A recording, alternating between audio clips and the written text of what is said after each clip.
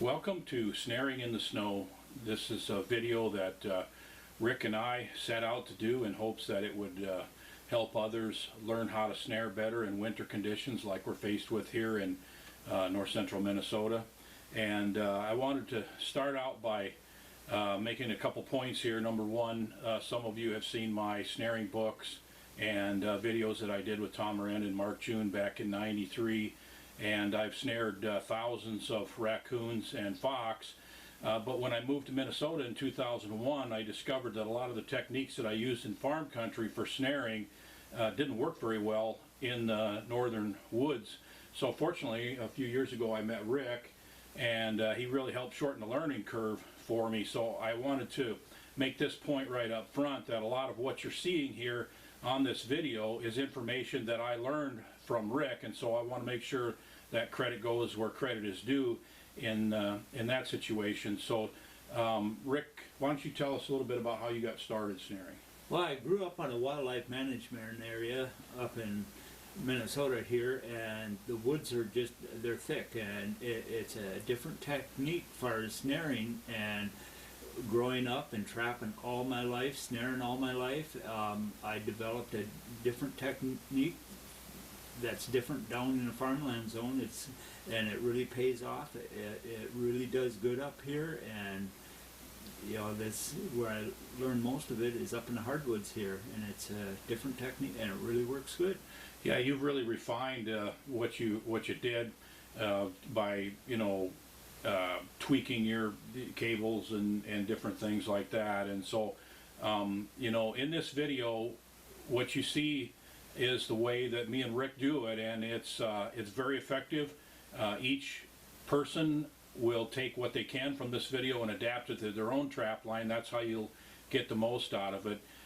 Do want to say also that Rick and I are not professional videographers, and this is not Hollywood. Yeah. Some of the video is actually basically home video. Some of it's pretty professional, but information that you'll find here I think will be valuable to you. So enjoy the video.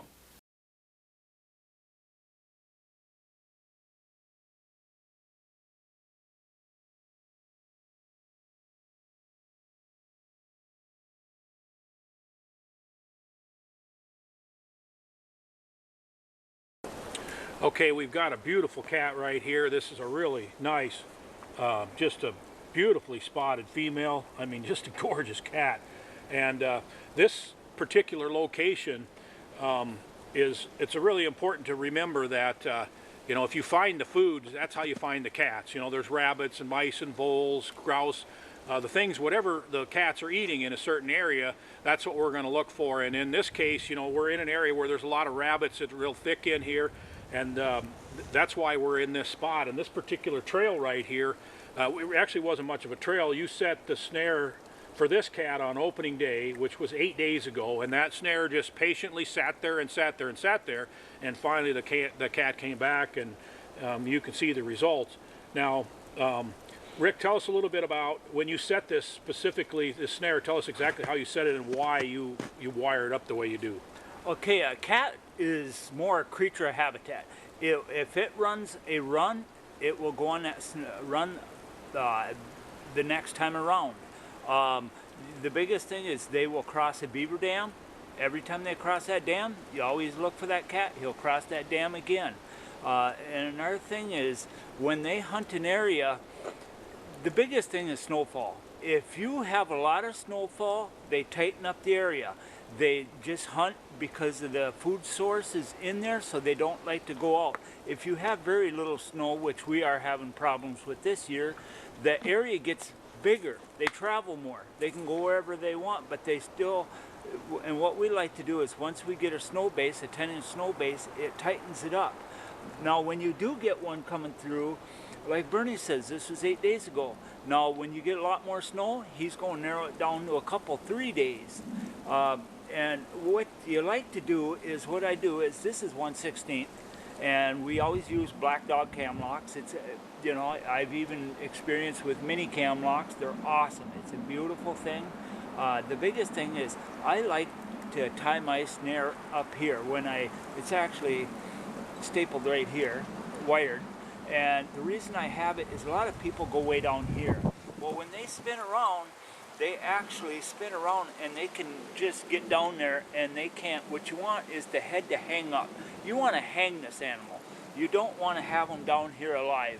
You want to choke them out as fast as you can. When you got it up here, the wraps, it takes more cable to wrap him up, so it goes faster and he chokes out. You can see he's hanging, and that's what you want to do. You want to be efficient and choke out that animal. That's humane. I mean, that's the most humane way to. Yes, and this bobcat didn't live very long from the time no, he hit the you can snare. see it's not ripped up hardly. No. And the guide sticks, you can see it's an open area right here, but like we always have our guide sticks. I guide him in, and the cat, you have to go with the size. Now cats, you can get close to, the last cat I got was 49 pounds.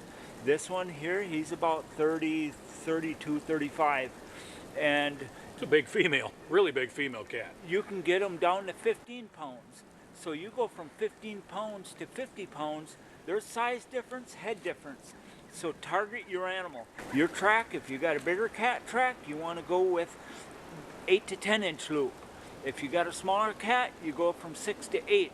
And the height really don't matter. All animals actually walk with their head straight out. They don't stand with their head way up and bob all over. So, and usually you can have them guide, and when you hit them, you do it right, they're done. They're done. They choke out and they do it quick. But the biggest thing is when you got your guide sticks, you want your snare at least an inch away from it or less. You want to guide that animal into the snare. You don't want him to, but don't make it where he has to jump through it. You just guide him so when he gets it, and it's a dead-on direct hit, and it gets him every time. The snare will actually hit the chest, and the reason I use 1/16, it's much smoother, and when it hits the chest, it just slides in and locks into place, and the cat don't even know it's there until he feels a tug, and then he's done. We're going to give you a lot more details on the actual sets, show some actual setting and guide sticks, and we'll show you some information about how we make the snares and why. We'll give you more details on why, the specific cable that we use, and the specific locks and all that. But in the meantime, we got a great cat here. Beautiful cat. We got more line to check, so let's get this cat out of here and reset this. Yep, sounds good, Bernie. I really like this spot. Nice trail. So I'm gonna put a snare here.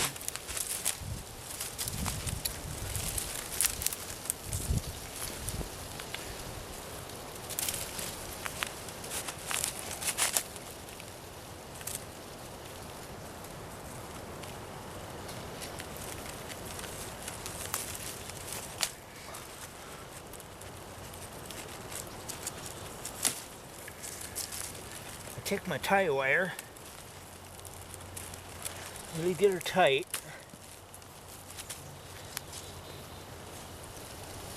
These mini cam locks are new on the market, so I'm trying them.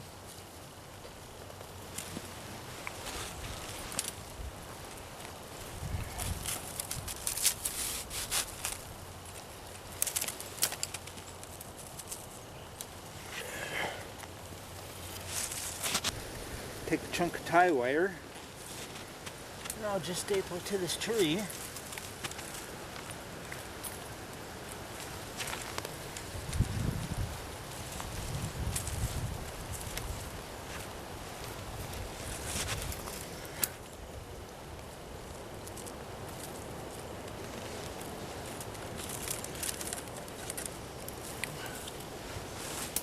There, we're done. See the cat tracks, they're just coming right across, and they go down, and there's a beaver skid, and then you can see my snare sitting there. So that's a good setup for cat. That's what I like. All right, I've got a trail here. It's got both bobcat and coyote tracks on it, and I'm expecting to use this trail again, even though there isn't that much snow right now. The more snow there is, we find that the more they use the trails, they have to, but they tend to use the same trails over and over again, particularly bobcats. In fact, bobcats, when they start really trailing up when there's a lot of snow, they will actually put their feet in the same footprints each time as they use the trails. This snare that I'm going to set up right here, I'm going to set for basically for either bobcat or coyote.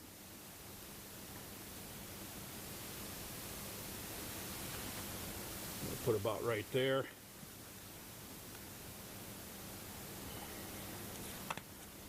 The support wire is 12 gauge wire.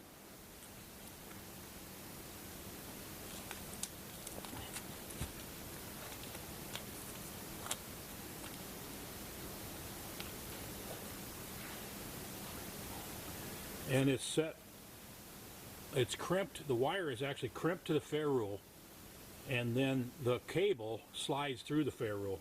That way you can make your loop smaller or larger real easy.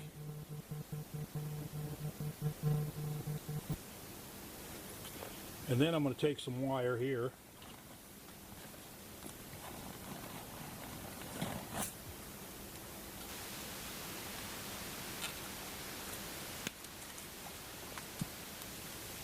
I'm going to double this wire.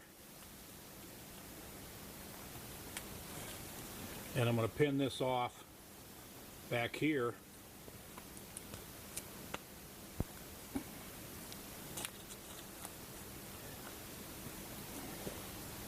Okay, now here's some important things to remember about this. Do you notice how this is, it's just really slides down really easy? You want a really fast snare. That's really important. Because when that animal's chin or face hits that snare, you want it to close really quickly. Okay, so that's important. So what we're trying to do here is have a snare that closes quickly, but if you have the lock at the very top, if you have like a teardrop shape at the very top, then you know the wind could shake this tree a little bit and the snare could go down. A deer could walk through here and just its leg brushing it might make it go down. There's just too many things that can go wrong if you have that snare lock at the very top. So we always want it off-centered a little bit so it's in a position here where it can't just fall down just from something brushing through it. And but when the animal's head does go through it, we want it to close very quickly. It'll go around their neck, and then they'll wrap up around right here. And this is up high, so they don't have a lot of cable to work with. It won't take very many wraps around these three trees right here, and they'll be dead in a very short time, probably less than a minute.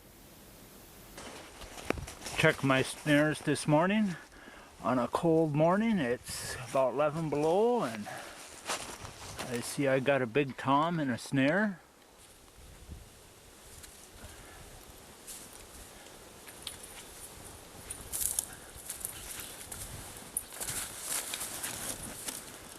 Beautiful big bobcat.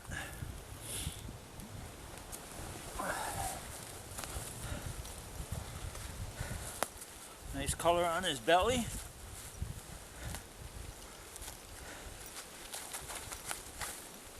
And this setup here, he was going from pines up here where the rabbits feed, and he had a perfect trail going, so I set up a snare and it connected. I like to use 1/16 on cats and 3/32 on coyote.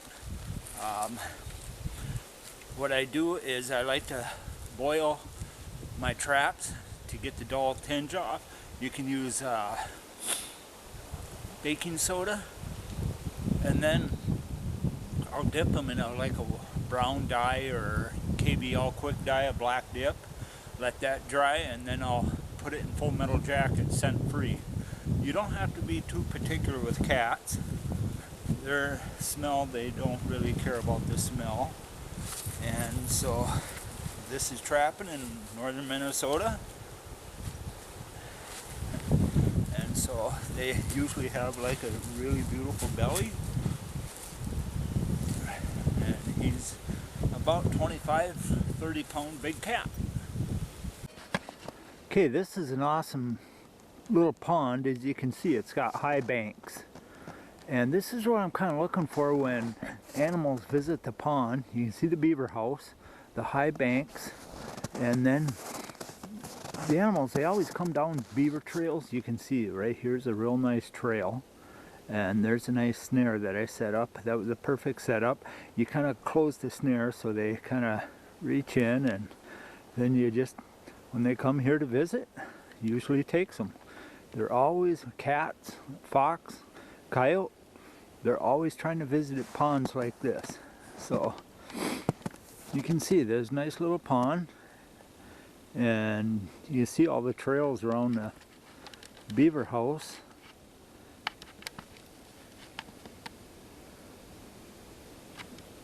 You can see the trails going around the beaver house, and that's what they do, climb up around, and they're always screwing around these ponds. So this is what I kind of look for. Well, when you're scouting for cat tracks, the best thing to do is just walk down logging roads and stuff and see if you can cut fresh tracks. It snowed yesterday, and you can see these are fresh cat tracks going right down. In fact, he walked right in my tracks. I came through here yesterday, so when you're scouting for cat, fresh tracks is the best.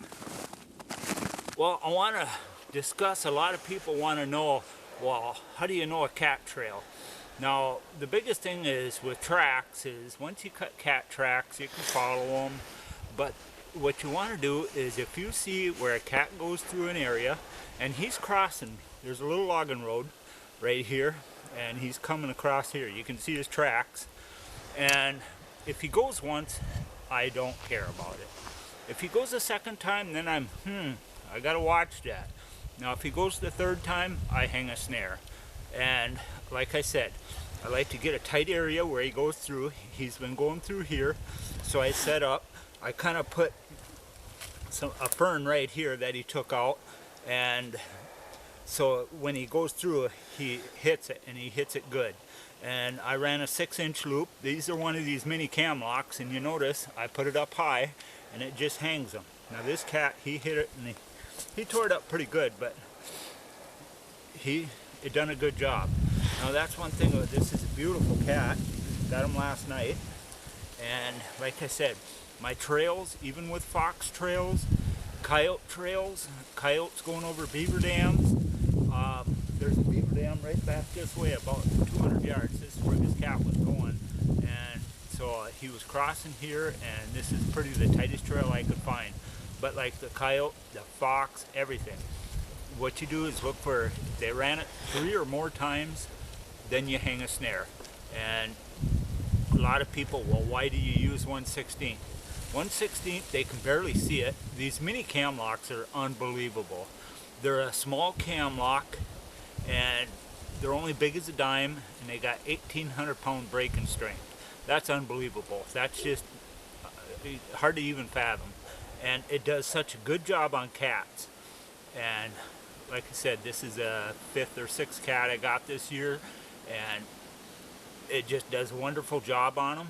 And you can see the results. Once you pick out a trail where he goes across, he keeps going. You can see the cat tracks right here.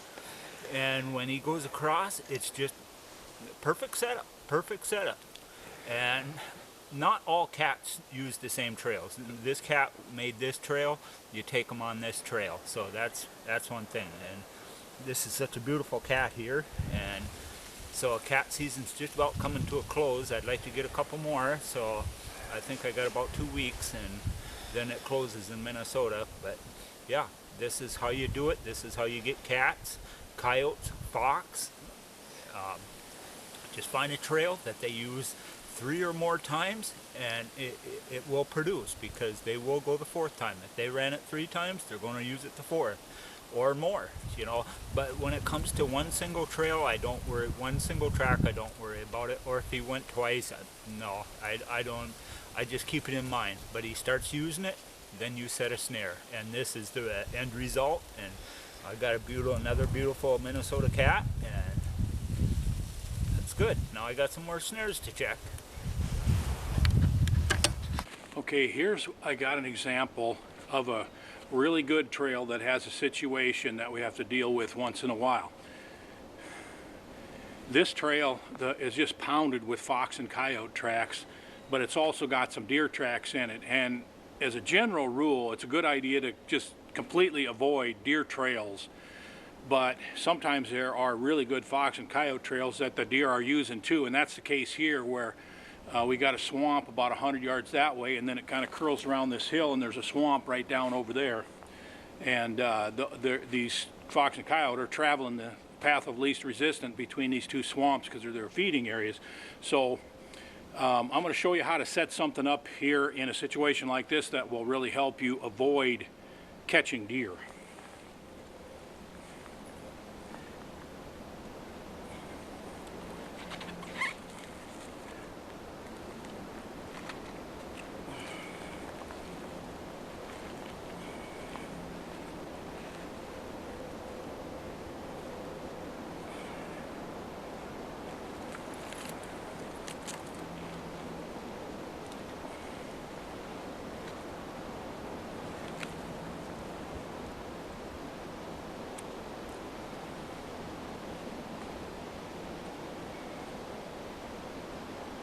Okay, I've got my snare set right over the trail the way I want it there.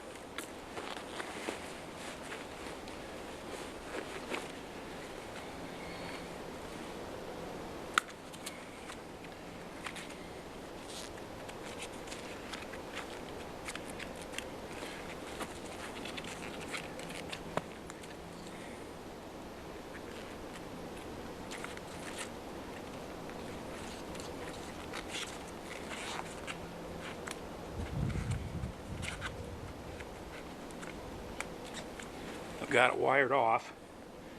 Now I grab this stick right here,